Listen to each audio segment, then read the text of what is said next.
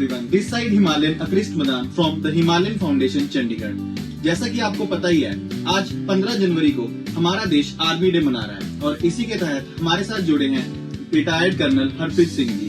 हरप्रीत सिंह जी ने अपनी लाइफ के 30 साल आर्मी की सर्विसेज में दिए हैं। उन्होंने 12 मई 1974 को आर्मी ज्वाइन की और 15 जुलाई 2003 को आर्मी से रिटायरमेंट ली। हरप्रीत सर, आपका हमारे साथ जुड़ने के लिए बहुत बहुत स्वागत है और आपको आर्मी डे की बहुत सारी विशेष। Thank you very much. हम इंटरव्यू की शुरुआत करते हैं। सर, आपसे फर्स्ट क्वेश्चन यही होगा कि आर्मी, जब हम आर्मी का शब्द सुनते हैं तो हमारे मन में मोटिवेशन और साहस और डिसिप्लिन ऐसे ऐसे शब्द आते हैं। तो कौन सी चीज थी जिसने आपको प्रेरणा दी या आपको मोटिवेट किया आर्मी ज्वाइन करने के लिए? ओके, आप मेरे को मोटिवेशन के बारे में पूछ रहे हैं। तो मोटिवेशन एक बहुत बड़ा शब्द है, इसके कई अर्थ हैं, लेकिन मैं बहुत लकी रहा कि मेरे फादर भी आर्मी में थे।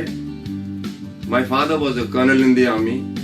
ही retired in 1968 and he got commissioned with the British army in 1943. So, being a son of an army officer, I was automatically motivated at home. Then when I became about 12 to 13 years old, मेरे को उन्होंने military school में डाला.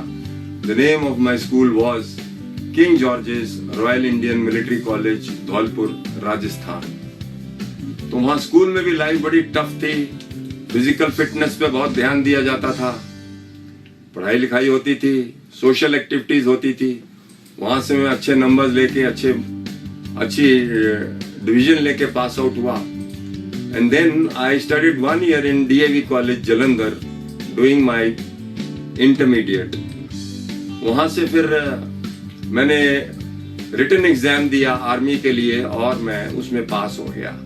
फिर मेरे को interview में भी सिलेक्ट किया गया और ट्रेनिंग के बाद मैं 12 मई 1974 को सेकंड लेफ्टिनेंट बन के इलाहाबाद मेरी पहली पोस्टिंग थी, वहां चला गया. ये मेरे लाइफ में जो मोटिवेशन है वो कुछ घर की तरफ से भी है, कुछ स्कूल की तरफ से भी है और कुछ भगवान की कृपा के फिजिकली फिट था और एडवेंचरस था बाय नेचर. तो does it answer your question? Yes sir. Okay, इसी के साथ हम आगे बढ़ते हैं. हमने सर सुना है कि जहां ना पहुंचे रवि वहां पहुंचे कवि, और जहां ना पहुंचे रवि कवि वहां पहुंचे अनुभवी. और हमें पता ही है आपका आर्मी में 30 साल का अनुभव है. तो आप इस 30 साल की जर्नी को, इस 30 साल के अनुभव को कैसे देखते हो, और इस अनुभव में से अगर आप कोई किस्से हमें सुनाने चाहो तो सर. सबसे पहले तो आपने मेरे को बहुत सम्मान दिया, बहुत ऊपर ले गए मेरे को. रवि सूरज को बोलते हैं, तो आपने कहा जहां न पहुंचे रवि वहां पहुंचे कवि. ये तो कहावत है. ये तो कहावत है कि मैं इतना ऊंचा नहीं हूं. I am just an ordinary man like any one of you. Only thing is कि मैंने थोड़ा सा मोटिवेट होके आर्मी में अपने देश की सेवा की है.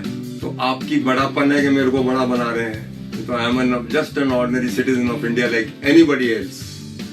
So during my journey of, तो पहली पोस्टिंग मेरी इलाहाबाद में थी. उसके बाद मैं बहुत जगह रहा, लाइक जबलपुर, पुणे, लेह लद्दाख, जहाँ के आपने सियाचिन ग्लेशियर का नाम सुना होगा. जी सर. फिर असम में रहे.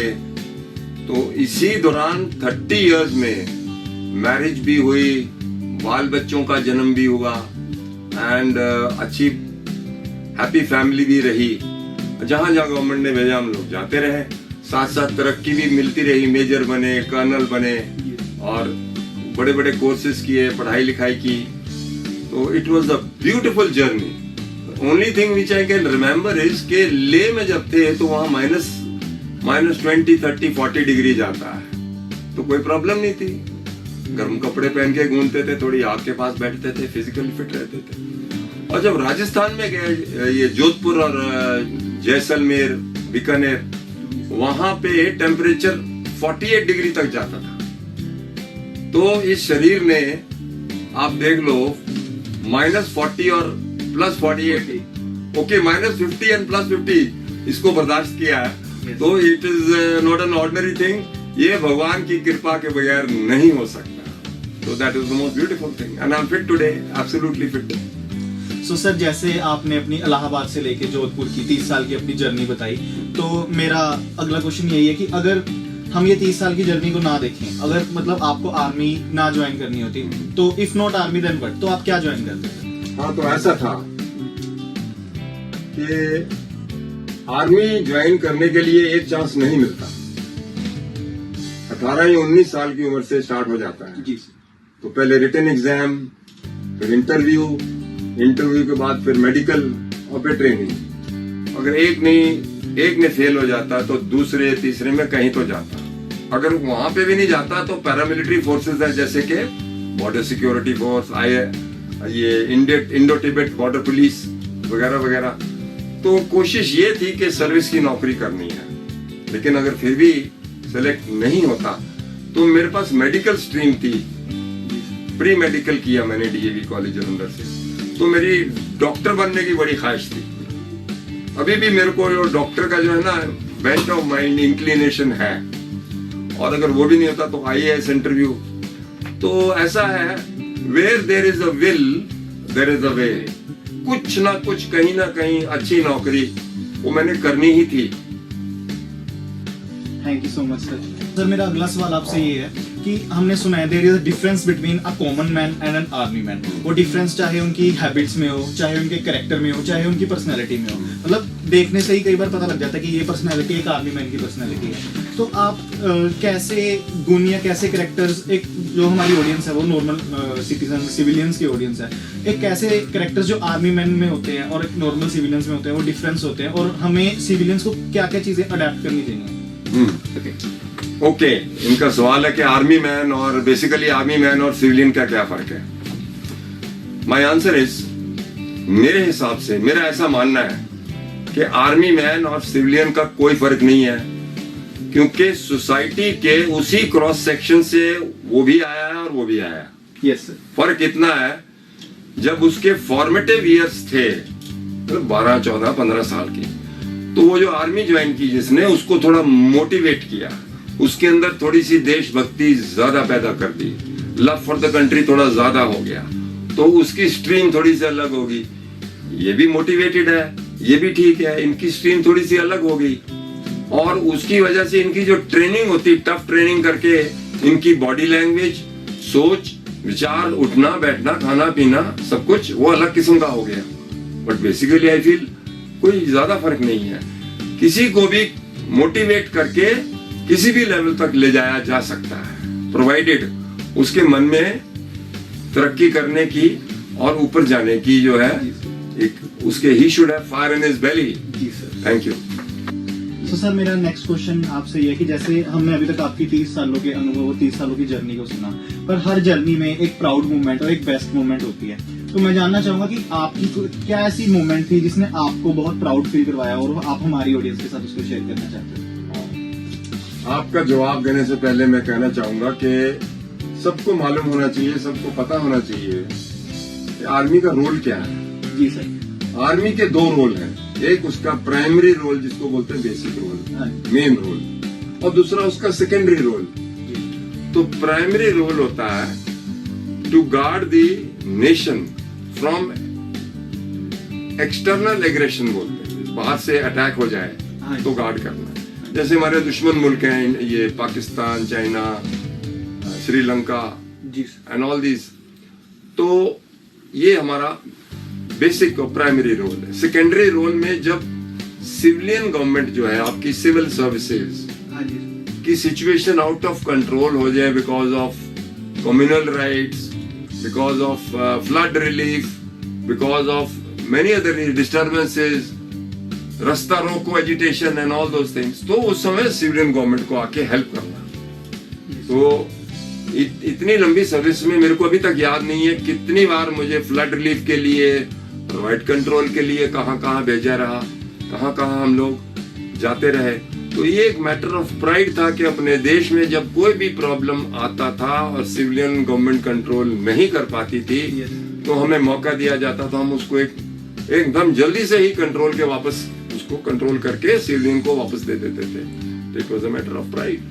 Thank you so much, sir, and we are also feeling motivated by listening your story. Oh, it gives me great pleasure. Thank you. So sir, जैसे कि अभी हमने आपकी प्राउड मूवमेंट के बारे में सुना कि कैसे आप सिविलियन गवर्नमेंट की हेल्प करते थे, चाहे वो फ्लड्स के टाइम होती थी या किसी भी रॉयट्स के टाइम पे आप गवर्नमेंट की हेल्प करते थे। तो हर प्राउड मोमेंट पे पहुंचने से पहले भी हमें पता है कि हमें बहुत सारी हार्डशिप्स फेस करनी पड़ती हैं, बहुत सारी चुनौतियों को फेस करना पड़ता है, हमें बहुत चैलेंजेस फेस करने पड़ते हैं। तो मैं आपसे यही जानना चाहता हूँ कि आपकी लाइफ में कोई ऐसी चैलेंजिंग घटनाएं रही हो जो आप हमारे साथ शेयर कर सकें। Yes, I've got your question.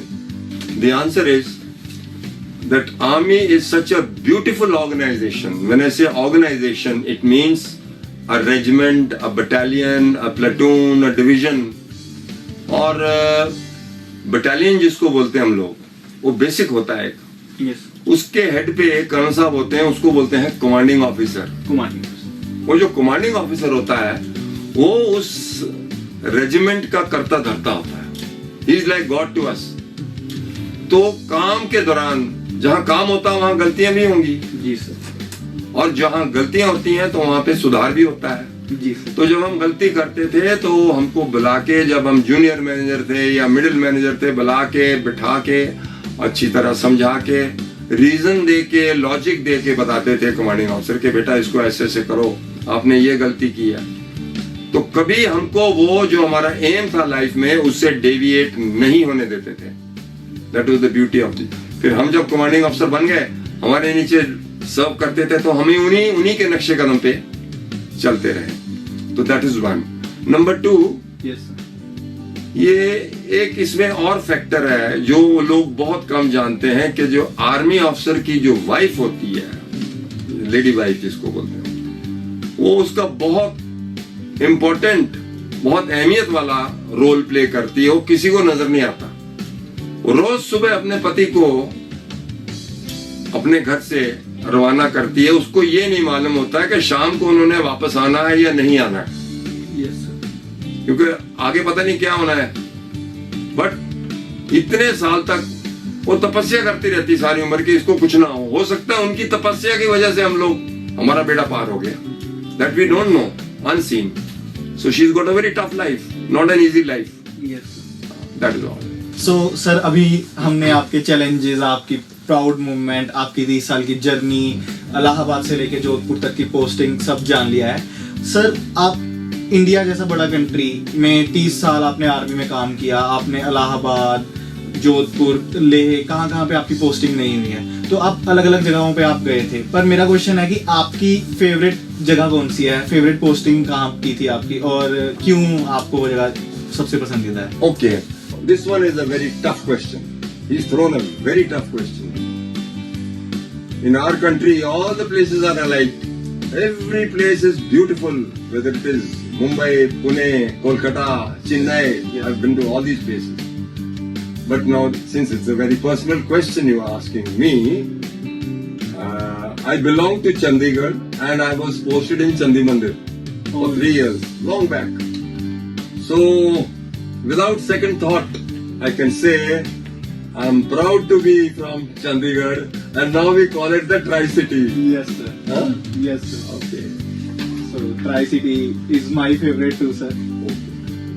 So sir, apart from army, मैं जानना चाहता हूँ कि आप अपनी डेली रूटीन लाइफ में, फ्री टाइम में क्या करते हो, मतलब किन किन चीजों में आपका इंटरेस्ट है, आपकी हॉबीज क्या क्या हैं sir? Apart from army, Yes. apart from army, we are just like common natural human beings like anybody. So we also have hobbies. तो मेरी हॉबी, कई हॉबीज है मेरे, लेकिन मेरी सबसे फेवरेट हॉबी म्यूजिक है।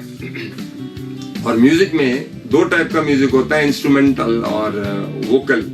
इंस्ट्रूमेंटल म्यूजिक में मैं कीबोर्ड और पियानो बजाता हूँ, और वोकल म्यूजिक में मैंने जो इंडियन बेसिक जो है रागास, इंडियन क्लासिकल म्यूजिक के रागास वो सीखे हुए हैं। तो इसके अलावा मैं गोल्फ खेलता हूँ, क्रिकेट खेलता हूँ, गोल्फ खेलता हूँ, स्पोर्ट्समैन भी हूँ। सो सर, अगर आपकी म्यूजिक में इतनी एक्सपर्टीज है, आपको रागास आते हैं, तो अगर एक छोटा सा सॉन्ग हमारी ऑडियंस के लिए आप अपनी वॉइस से सुनाएं। Okay. Being the army day, एक थोड़ा देश भक्ति पे 2 लाइनें बोलूंगा मैं। सरफरोशी की तमन्ना अब हमारे दिल में है, सरफरोशी की तमन्ना अब हमारे दिल में है, दे है जोर, कितना बाजुए कातिल में है, सरफरोशी की तमन्ना, वक्त आने पर बता देंगे तुझे आसमां, वक्त आने पर बता देंगे तुझे आसमां। हम अभी से क्या बताएं, क्या हमारे दिल में है, क्या हमारे। Thank you sir, it was mind blowing. तो आप अपने लाइफ एक्सपीरियंसेस से और अपनी जर्नी से कोई मैसेज देना चाहें हमारी ऑडियंस के लिए, तो वो क्या मैसेज होगा sir? Okay, that's a very good question. ये पूछ रहे हैं कि मेरा मैसेज क्या होगा देशवासियों के लिए। Yes sir.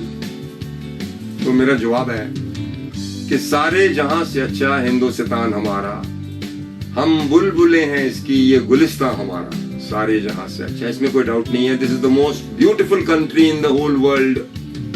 If you are born here, you are physically fit, you've done your education qualification is good, तो मैं समझता हूँ कोई रीजन नहीं है कि इसके पहले किसी और जगह ट्राई करो कि आप आर्मी में क्यों ना आ जाओ। ये आर्मी आपको सब कुछ देगी, look after you, your family, your children, your everything. तो it requires little bit of motivation. जो आर्मी नहीं तो एयरफोर्स, नहीं तो नेवी, तो ये सब एक ही, ये बहने हैं, ये सब सर्विसेज आपस में बहने हैं। तो मेरी यही रिक्वेस्ट है कि ज्यादा से ज्यादा जो यूथ है हमारी, उसको आर्मी ज्वाइन करनी चाहिए। Thank you so much sir for joining us and हमारी हिमालयन फाउंडेशन में आने के लिए और हमें अपने एक्सपीरियंस से इतना कुछ सिखाने के लिए आपका बहुत बहुत धन्यवाद। आपके इन एक्सपीरियंसेस से सीख के मैं अपेक्षा करता हूँ कि हमारा यूथ बहुत मोटिवेट होगा। And thank you so much sir Himalayan foundation में हमारे पास आने के लिए। एंड इंटरव्यू इज विद देश भगत रेडियो 107.8 FM, आपकी आवाज।